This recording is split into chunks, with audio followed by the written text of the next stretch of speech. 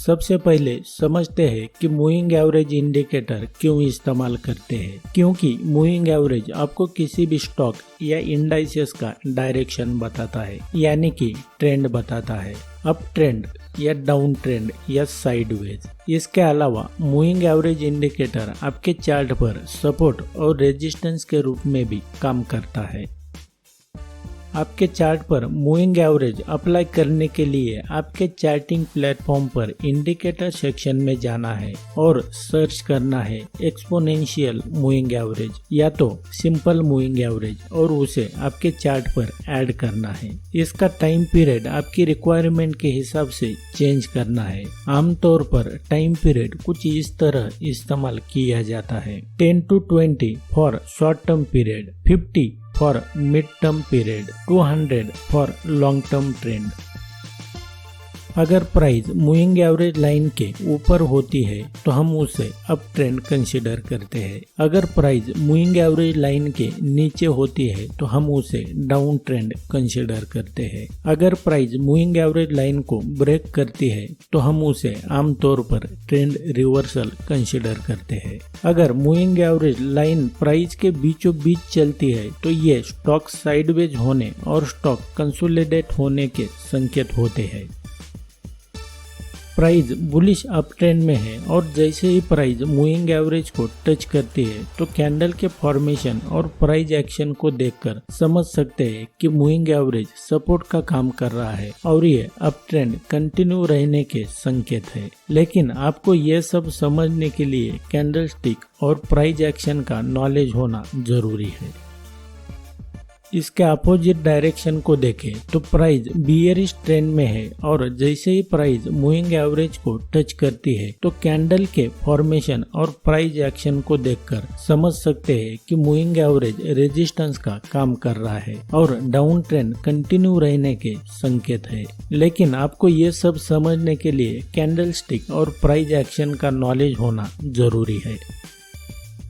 आपने देखा कि जब प्राइस एक मैनर में यानी स्मूथ तरीके से मूवमेंट करता है तो मूविंग एवरेज सपोर्ट और रेजिस्टेंस का काम करता है। लेकिन मैं आपको एक उदाहरण वोलेटाइल मार्केट का बताता हूँ। जब स्टॉक ज्यादा वोलेटाइल होता है तो मूविंग एवरेज की रिस्पेक्ट नहीं करता, जैसा कि आप यहाँ और यहाँ पर देख सकते हैं। हालांकि स्टॉक पूरा दिन डाउन ट्रेंड में रहा है। मूविंग एवरेज इंडिकेटर का इस्तेमाल मैं सिर्फ दो ही सिचुएशन में करता हूँ। नंबर 1, अगर स्टॉक एक मैनर में स्मूथ तरीके से मूविंग एवरेज की रिस्पेक्ट करते हुए प्राइस मूव हो रहा है तो। नंबर 2, अगर प्राइस पिवोट पॉइंट और मूविंग एवरेज एक साथ सपोर्ट या तो रेजिस्टेंस का काम कर रहे हैं तो मैं प्राइस एक्शन को ध्यान में रखकर ट्रेड डिसीजन लेता हूं। जैसा कि यहाँ पर प्राइस ने सीपीआर और मूविंग एवरेज की लेवल से एक साथ सपोर्ट लिया है। दोस्तों, इंटायर वीडियो में आपने एक शब्द बार बार सुना होगा कि प्राइस एक्शन। आखिर ये प्राइस एक्शन होता क्या है? जो बिगिनर ट्रेडर है शुरुआती दिनों में, उनको क्या लगता है कि स्टॉक मार्केट में और ट्रेडिंग में सब कुछ इंडिकेटर की वजह से होता है और वो इंडिकेटर के पीछे भाग जाते हैं। लेकिन वो ये भूल जाते हैं कि मार्केट में जब भी ट्रेंड रिवर्सल आता है तो उसके लिए रिस्पॉन्सिबल प्राइस एक्शन होता है, ना कि आपका इंडिकेटर। तो उसके लिए आपको प्राइस एक्शन सबसे पहले सीखना पड़ेगा।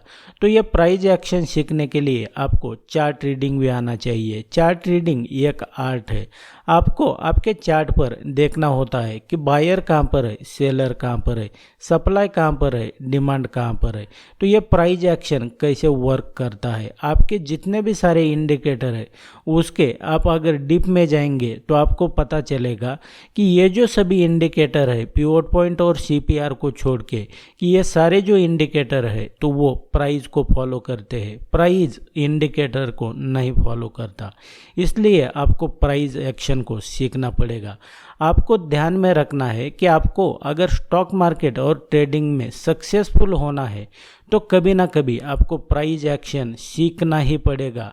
इसके अलावा आपके पास कोई चारा नहीं है। आपको अगर प्रॉफिटेबल ट्रेडर बनना है तो ये प्राइस एक्शन होता क्या है, तो आपको मैं बता दूं कि जब भी अगर सपोर्ट या तो रेजिस्टेंस टूट जाता है तो आपको वहाँ पर क्या एक्शन हो रहा है ये समझ में आना चाहिए। आपको बायर कहाँ पर है, सेलर कहाँ पर है ये समझ में आना चाहिए। सप्लाई कहाँ पर है, डिमांड कहाँ पर है ये समझ में आना चाहिए।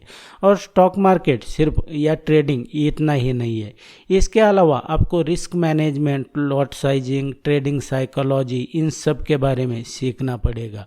और आप अगर पैसा लूज कर रहे हैं तो पहले तो इसको बंद करें और इसके बारे में आप पहले नॉलेज लें।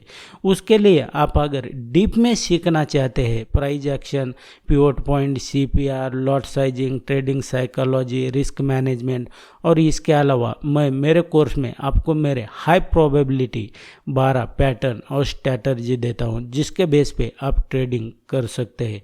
अगर आप भी इंटरेस्टेड है कोर्स ज्वाइन करने के लिए तो डिस्क्रिप्शन में इसका लिंक दिया हुआ है, इसके ऊपर क्लिक करके आप मुझे व्हाट्सएप या तो ईमेल पे कांटेक्ट कर सकते हैं।